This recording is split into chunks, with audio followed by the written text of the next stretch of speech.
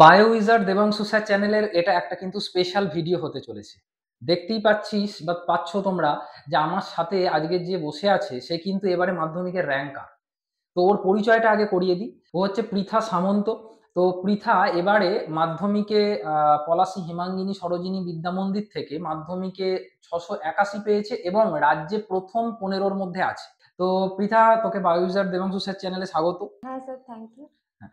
তো রিথা, তোকে আমার প্রথম প্রশ্ন থাকবে যে এই যে 681 পেলি, এটা একটা দুর্দান্ত ভালো রেজাল্ট।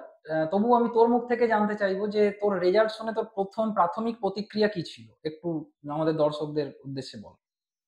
প্রাথমিক প্রতিক্রিয়া, কারণ আমার যে রেজাল্টটা হয়েছে সেটা আমার টেস্টের থেকে কিছুটা ভালো হয়েছে, এটা আমার ছিল সবচেয়ে প্রাপ্তি যে আমি কিছুটা বাড়াতে পেরেছি। আবার এটাও ছিল অপ্রাপ্তি, কারণ ভেবেছিলাম যে আরেকটু ভালো র্যাঙ্ক হবে বা আরেকটু ভালো নম্বর হবে, সেখান থেকে একটু খারাপ লাগাও ছিল। আচ্ছা, এবার আমি যেটা চলে যাব তোর রেজাল্ট শুনে, এটা তো তুই প্রাথমিক প্রতিক্রিয়া বললি। এবার দেখ, তুই টেস্টের পরে যে প্রশ্নটা তুললি আর কি, যে টেস্টের পর নিশ্চয়ই আমার মনে হয় তাহলে তুই আরো বেশি খেটেছিলি, তো সেই প্রিপারেশন বা তুই আগে ওভারঅল তোর প্রিপারেশন স্ট্র্যাটেজিটা কেমন ছিল বল। আমার প্রিপারেশন বলতে, আমি ফার্স্ট অফ অল নিজে যে ভুলগুলো করতাম বা স্যারেরা যেগুলো বলেছিলেন আমাকে যে যেগুলো ঠিক করতে হবে, সেগুলো আগে মাথায় ভেবে নিতাম যে এইগুলো আমাকে মাথায় রাখতে হবে, এগুলো ইমপ্রুভ করতে হবে। তো সেই রকম অনুযায়ী এবার স্যারেদের কাছে পরীক্ষা দিয়েছি, বারবার দিয়ে সেই ভুলগুলোকে ঠিক করার চেষ্টা করেছি। আচ্ছা। আর আমার প্রধানত ভুল ছিল যে প্রচন্ড খাতার মধ্যে কাটাকুটি হতো। তো ওইটা ও বারবার লিখে লিখে ঠিক করার চেষ্টা করেছি। ওটা টেস্টের পর আমার মেইনলি কাজ ছিল যে লিখে তোকে আমি লিখে অনেকবার এটা বলেছিলাম যে আহ, খাতাটাকে তুই ঠিক কর। খাতাটা, হুম। ছবি টবি এগুলো একটু ডেভেলপ করার চেষ্টা করেছি। হুম। এবার এবার স্পেশালি যদি বলতে হয়, যেমন বাংলা থেকে শুরু করছি। বাংলায় আমি টেক্সট বুক খুব খুঁটিয়ে পড়তাম, দিয়ে তারপর একটা সহায়িকা দেখে ফার্স্ট হাফ আমি নিজে কোয়েশ্চেন গুলো ভাবতাম যে এখান থেকে কি কোয়েশ্চেন হতে পারে, ওই জায়গাগুলো আন্ডারলাইন করে রাখতাম।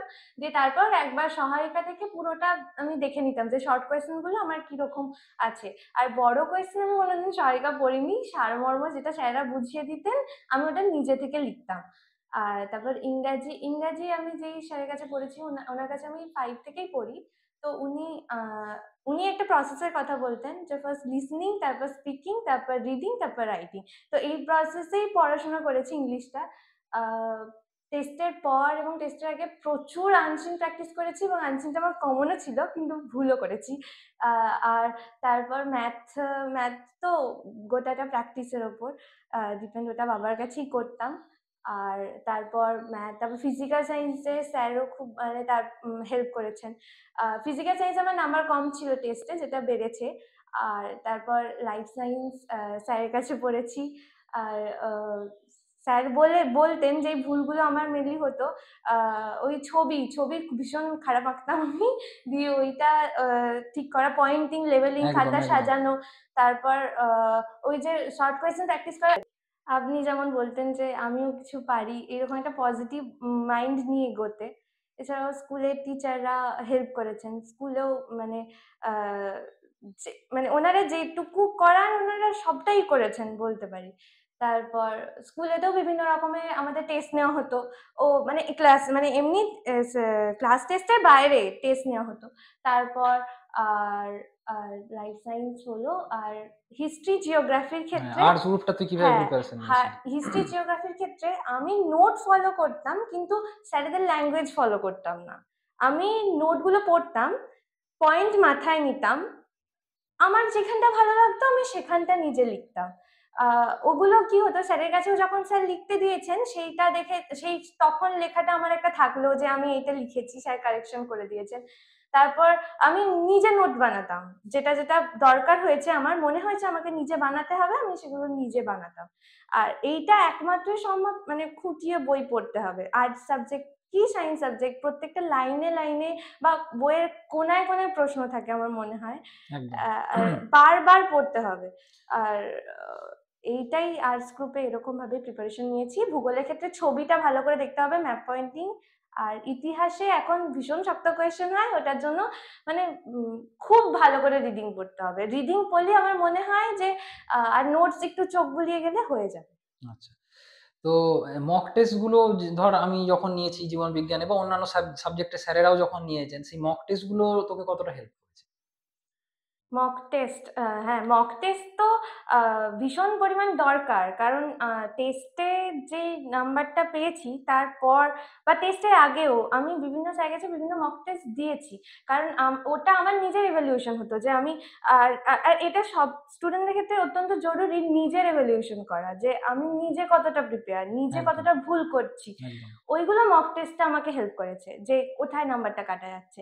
আর এক্ষেত্রে প্রত্যেকটা স্যারকেই আমার মানে প্রত্যেকটা স্যার প্রচন্ড হেল্প করেছে। এবার তোর স্টাডি রুটিনটা একটু বল, যে কি দিনে কত ঘন্টা পড়তিস বা কিভাবে পড়তিস, বা যারা এবারে মনে করে এই ভিডিওটা ম্যাক্সিমাম জন দেখছে যারা পরের বার মাধ্যমিক দেবে, তাদেরকে কিছু টিপস আহ, স্টাডি রুটিন রিলেটেড। আমি ঘন্টা হিসেব করে কোনোদিন পড়িনি, হ্যাঁ। কিন্তু আমার আমি সকালবেলা উঠে ভাবতাম যে আমাকে এই পড়াটা করতে হবে, হুম। তো ওটা লিখে নিতাম। হয়তো পুরো সবটা দিন ফুলফিল হতো না, কিন্তু I I never give up. মানে আমার ওটা হতো, চলতো। আমি রুটিন করেছি, আমার মনে আছে মাধ্যমিকের আগে 1 থেকে 2 মাস মানে টেস্ট থেকে আমি ডেলি রুটিন করেছি। আগেও করতাম, কিন্তু এটা নিয়মিত করেছি আমি, যে কতটা আমি করতে পারলাম না একটা দিনের রুটিন থেকে, সেটা নিজেই ভেবে দেখেছি। দিয়ে এইভাবেই আমি পড়াশোনা করতাম। মানে ওটা কোনো আর এইভাবে পড়াশোনা করেছি। স্যার যেগুলো ভালো করে দেখে যেতে বলেছিলেন সেগুলো থেকে অনেকটাই পেয়েছি। মানে কমন পেয়েছি, সেটা আমি হল থেকে বেরিয়েও স্যারকে বলেছিলাম যে অনেকটাই কোন কমন এসেছে কোনটায় বলছিস? লাইফ সায়েন্সে। এবার স্যারের চ্যানেলে যে ভিডিওগুলো ওগুলোও দেখতাম পরীক্ষার আগে, মানে বেশ কিছুদিন আগে। তা সেগুলোতে যে বলা কিভাবে নাম্বারটা উঠবে, কিভাবে যেমন অন্যান্য প্রত্যেকটা সাবজেক্টেরই হ্যাঁ, স্যারেরা তো বলেছে। হুম। প্রত্যেকটা সাবজেক্টে ওগুলো একটু শুনলে মন দিয়ে আর সেই অনুযায়ী প্রিপারেশন করলে আমার মনে হয় ভালোই হবে। আর জীবন বিজ্ঞানের সাজেশন তোর কতটা এসেছিল?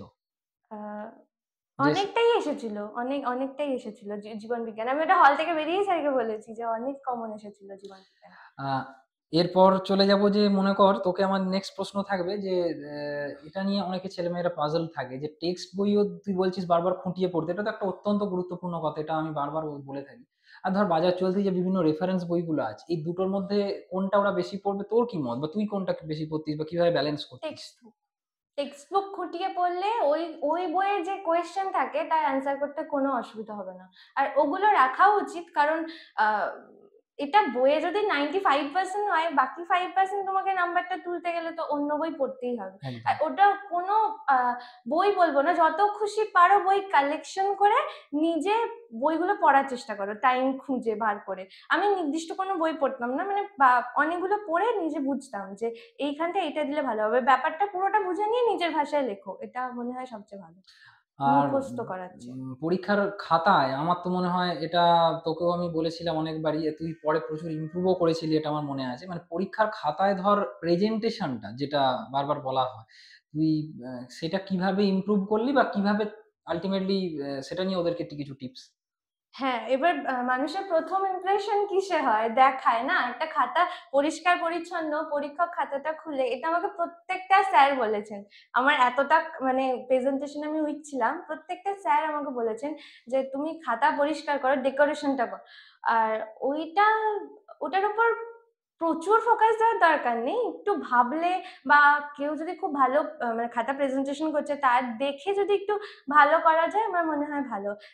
দুটো কালির পেন ইউজ করা বা নিজে মানে হাতের লেখা সুন্দর নাই হতে পারে, কিন্তু একটু ভালো করে লেখা, কাটাকুটিটা যত কম করা যায় হুম। ওটা ভালো হয়। তারপর ছবি টবি দেওয়া, স্যার তারপরে তো তো, বলেই থাকেন। হ্যাঁ, আমি তো হ্যাঁ, যেটা বলেই থাকি যে মানে জীবন বিজ্ঞানে যত ছবি দিবি, হ্যাঁ। আমি ওকে বারবারই বলতাম বা ওদের ব্যাচে সবাইকেই বলতাম।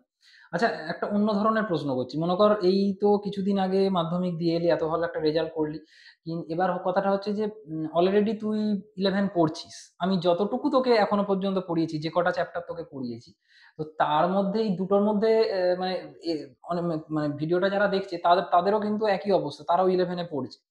তো এই দুটোর মধ্যে তুই পার্থক্য কি দেখছিস বা কিভাবে এটাকে ব্যালেন্স করছিস? কারণ 10-11 এর একটা তো হ্যাঁ, সিলেবাসের পার্থক্য 10 আছেই। আর 11 এর অনেকটা তফাৎ। হুম, একটু না আকাশ পাতাল তফাৎ। একদম। এই চটি বইটা থেকেই যখন একেকটা সেমিস্টারে এরকম সাইজের বই হবে, তখন যারা যাবে বুঝতে পারবে। যারা সায়েন্স নিচ্ছ, আমি মানে বলছি যারা সায়েন্সে, কারণ সায়েন্সের বইগুলো সত্যিই অনেকটা টাফ।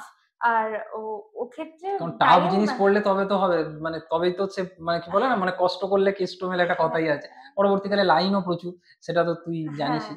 হুম, ওই এবার সায়েন্সে প্রচুর টাইম দিতে হয়। মানে সত্যি কথা আমিও 10 এ প্রচুর ফাঁকি মেরেছি। সেই ফাঁকি মারার জায়গাটুকু 11 এ নেই। মানে প্রত্যেকটা চ্যাপ্টারে ওখান থেকে আসবে 35 নম্বরের কোয়েশ্চেন, কিন্তু বইগুলো তো দেখতে হবে। আর আ প্রত্যেকটাই ফিজিক্স, কেমিস্ট্রি, যখন ফিজিক্যাল সায়েন্স ছিল তারপর থেকে ফিজিক্স, কেমিস্ট্রি ভাগ হলো। তারপর বায়োলজির এত মানে আ বিশাল করে ব্যাপারটাকে দেওয়া। আগে তো খুব ছোট ছিল, জাস্ট একটা সামারি মতো। আর তারপর ম্যাথ প্রচন্ডভাবে প্র্যাকটিস করতে হয়। যারা ম্যাথ নেয় 11-12 এ প্রচুর প্র্যাকটিস করতে হয় ম্যাথে। আ এই তো প্রচুর ডিফারেন্স। আর কারণ এনসিইআরটি মাধ্যমিকে নিয়ে তাই উচ্ছ্বসিত হওয়ার কোনো প্রশ্নই আর নেই। এ কারণ এখন প্রচুর আর এনসিইআরটি, এটা খুব দারুণ কথা বলেছিস। না, উচ্ছ্বসিত হওয়ার আমি কিছু নেই। আমি ওদের ব্যাচেও মানে বারবার বলতাম, এবং এখনো একই কথা বলবো যারা ভিডিওটা দেখছে, যে ইভেন আমি অনলাইন ব্যাচেও বলে থাকি কথাটা, যারা অনলাইন স্টুডেন্ট আছে বা অফলাইন স্টুডেন্ট আছে, যে মাধ্যমিকের সাথে কিন্তু এইচএস সেই অর্থে কোনো সম্পর্ক নেই। মানে মাধ্যমিকে খুব ভালো হুম, রেজাল্ট করেও এইচএস এ খারাপ হতে পারে বা উল্টোটাও হতে পারে। হুম, আবার অনেক স্টুডেন্ট আছে, যেমন পৃথাকেই দেখছি, মানে পৃথার কথাই বলছি, আশা করি ও এইচএসে এর থেকে আরো আরো বেটার রেজাল্ট করবে। অনেকেই আছে দুটোকে আরো ভালো ধরে রাখে। তো এইটা হচ্ছে স্টুডেন্টের উপর অনেকটাই ডিপেন্ড করছে। এরপর আমার প্রশ্ন থাকবে, মনে কর ধর যখন পড়াশোনা করতিস, কোনো সময় তো হয়েছে যে কোনো পরীক্ষা, আমার কাছেই হয়তো কোনো পরীক্ষায় তুই কম পেলি, আমাকে বারবার তুই জিজ্ঞেস করতিস, স্যার হুম, নাম্বারটা কোথায় কাটলো, বা এটা নিশ্চয়ই অন্যান্য সাবজেক্টেও হুম। হয়েছে। তোর তুলনামূলক হয়তো মন খারাপ হলো ১-২ দিন যে নাম্বারটা আমার একটু কমে গেল। তো তারপর সেখান থেকে কিভাবে নিজেকে রিকভার করতিস? ১ম কয়েকদিন একটু কষ্ট হতো যে নাম্বারটা কমে গেল। কিন্তু কমেছে তো আমারই ভুলে। এটা বুঝতে হবে যে ভুল করেছি তাই কমেছে। আর এক্ষেত্রে বাবা-মা ভূমিকাটা সবচেয়ে বেশি। কারণ একদম, আমি একদম। ভীষণ টেনশন আমি করি। প্রশ্নটা তোকে করতামও, হ্যাঁ। যে করতামই আরকি। মানে বাবা-মার ভূমিকাটা কতটা? হুম, ভীষণ টেনশন একদম। করতাম এই হ্যাঁ, মানে এই যে একটা কিছু কম পেলে প্রচন্ড পরিমাণে একটা ভেঙে পড়া, মানে ওইগুলো ওনারাই সামলেছেন। তারপর আর আবার করা। আমি যেমন একদম। পরীক্ষা মানে একটা খারাপ দিয়ে এলে নিজে যখন বুঝতে পারতাম হুম। তখন নিজেই প্রচুর কাঁদতাম। এইগুলো ওনারা সামাল দিয়েছে যাতে পরের পরীক্ষাটা ভালো দেওয়া যায়। যেমন আমি এই প্রসঙ্গে একটা জিনিস শেয়ার করি। তোমাদের এবারে মানস মানচিত্র প্রশ্ন পড়েছিল জীবন বিজ্ঞানে। পৃথা হল থেকে বেরিয়েই আমাকে ফোন করছে। "স্যার এই প্রশ্নটা কি হবে? এইটা যদি হয় আমার মানে মানে কি বলবো, ভালো নাম্বার হবে, আর না হলে এই নাম্বারটা কি স্যার আমার কেটে নেব?" বিরাট টেনশন করছিল।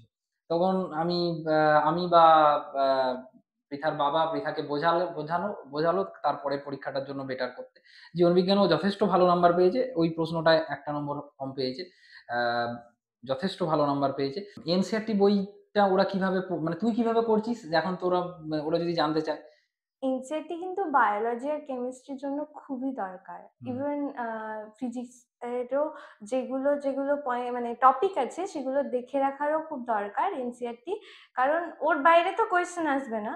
মানে কোয়েশ্চেনটা সিবিএসই বেসড হয়। তো ওইটা ভালো করে পড়া উচিত। এনসিইআরটির প্রত্যেকটা লাইন খুঁটিয়ে, যেটা স্যার বলেন বায়োলজির ক্ষেত্রে। আমার মনে হয় ওটা করা উচিত। এবার আমি এই জাস্ট 11 এ তো অতটা আ আর একটা কথা বলতেই ইন্টারভিউটা ও নিতেই আমার মনে পড়ল। এই যে বলছিল যে, "স্যার আমি ভাবতাম যে কেন ২-১ টা নাম্বার কম হলো?" মানে মক টেস্ট আমরা যখন, আমি বা অন্যান্য স্যারেরা যখন নিত, পৃথাকেই ভিডিওর মাধ্যমে একটা সিক্রেট শেয়ার করি। পৃথাকে কোনো জায়গায় টেস্টের পর বিশেষ করে ইচ্ছা করেই হাফ বা ১ কেটে নিতাম। যাতে আরো মানে কি বলবো, ওইটুকু গ্যাপ ওর না থাকে, যাতে ও ফাইনালে আরো ভালো করতে পারে। মানে হ্যাঁ। যখনই মানে ওর নাম্বারটা ও ও মানে বহুবার জীবন বিজ্ঞানে যখন মক টেস্ট নিয়েছি ১০০ পেয়েছি, কোনোবার ৯৯ পেয়েছি। হ্যাঁ? তো ইচ্ছা করে আমি কখনো নাম্বারটা কেটে নিতাম হাফ বা ১, যাতে ও আরো ইমপ্রুভ করতে পারে নিজেকে। এটা আমি পৃথাকে ভিডিওর মাধ্যমে বললাম। পৃথা, তাহলে একদম আমার লাস্ট প্রশ্নের দিকে আমি চলে আসছি, যে এই মুহূর্তে যারা মাধ্যমিক দেবে, এর পরের বছর যারা, তারা তাহলে প্রিপারেশন স্ট্র্যাটেজিটা নিয়ে কি বলবি লাস্ট? এবার প্রিপারেশনটা সম্পূর্ণ ডিপেন্ড করে নিজের ওপর। আমি কোনভাবে আমার নিজের স্বচ্ছন্দ। আমি যেমন সকালে পড়তে বেশি ভালো লাগতো, আমি রাতে কোনোদিন পড়িনি, আমি রাত জাগতে পারি না। আমি ভোরে উঠতাম, ভোরে উঠে সারাদিন পড়তাম। মানে সারাদিন মানে কি, আমার সারাদিনের মধ্যে বাড়িতেই তো থাকতাম টেস্টের পর, আর স্কুল যাওয়ার সময় তো ওটা আলাদা টাইম, ওটা তখন আমাকে বের করে নিতে হতো টিউশনের ফাঁকে ফাঁকে। কিন্তু টেস্টের পর আমি যেটা করেছি, সারাদিন মানে আমি রাতে পড়তে পারতাম না একদম। এবার যার রাতে পড়তে ভালো লাগে সে রাতে তার শিডিউল তৈরি করবে, তবে শিডিউল তৈরি করে পড়াশোনা করাটা হেল্পফুল হবে। আর কোয়েশ্চেন কিন্তু খুবই ঘুরিয়ে আসছে এবার এই মাধ্যমিকে, কোয়েশ্চেন আগের বারের চেয়ে অনেকটা আলাদা। আবার ইতিহাস নিয়ে অনেকে টেনশন করে, ইতিহাসেও কোশ্চেন মাঝে মাঝে ঘুরিয়ে আসছে। ইতিহাসে ম্যাথ কোয়েশ্চেন খুব শক্ত হয়েছিল, ম্যাথ। তো মেন ব্যাপার কনসেপ্ট ক্লিয়ার করে পড়তে হবে। এটা 11-এ তো প্রচন্ড ভাবে জরুরি, আর 10-এ তো দরকার। মানে মুখস্থ করে মনে হয় না নাম্বারটা উঠবে। আর তোমরা যারা যারা আছো তারা, আমি স্যারের কাছে অফলাইনে পড়তাম, স্যার প্র্যাকটিক্যালও করান, আমি অনেক প্র্যাকটিক্যালও করেছি স্যারের কাছে। তো তোমরা দূরে থাকো তারা স্যারের সাথে অনলাইনে যোগাযোগ করতে পারো, তারা স্যারের ক্লাস করতে পারো, তোমাদের ভালো হবে। Thank you Pritha. তো আহ, তুই যে মানে এতটা আহ, কি বলবো, এই যে কথাগুলো বলি খুব ভালো লাগলো। তো এর পাশাপাশি আমি মানে ওর কথাগুলো মানে তোমরা নিশ্চয়ই প্রত্যেকে শুনলে, আমি ছোট্ট করে 1 মিনিটের একটা সামারি করে দিচ্ছি, যে তাহলে ও যেগুলো যেগুলো বললো এরকম ভাবে একটা তোমরা স্টাডি রুটিন বানিয়ে নাও। কোন বই কতটা পড়ছো, ও রেফারেন্স বই ও যেগুলো ফলো করছো সেগুলো থেকেও আমি পৃথাকেও দেখেছি যে মানে রেফারেন্স বইয়েরও ইম্পর্টেন্ট লাইনগুলো নিয়ে আলাদা করে অনেক সময় ও নোট বানাতো, বা আমাকে অনেক সময় ও লিখে পাঠাতো যে স্যার এইটার সাথে এই লাইনটা অ্যাড করলাম, এটা কি ভালো লাগছে বা খারাপ লাগছে, ইত্যাদি ইত্যাদি। এইরকম ভাবে প্রিপারেশনটা নাও। আর তোকে পৃথা অসংখ্য ধন্যবাদ, এতটা টাইম দিলি। এবং আমি আশা করব এবারে রাজ্যে প্রথম 15-র মধ্যে তুই হলি, বা এবারে রাজ্যে 14তম 14th তুই হলি। এইচএস এর ক্ষেত্রে এটা আরো 10-এর মধ্যে তুই ঢুকে যাবি, আমার এটা এখন থেকে তোকে শুভেচ্ছা রইলো। থ্যাংক ইউ সবাই।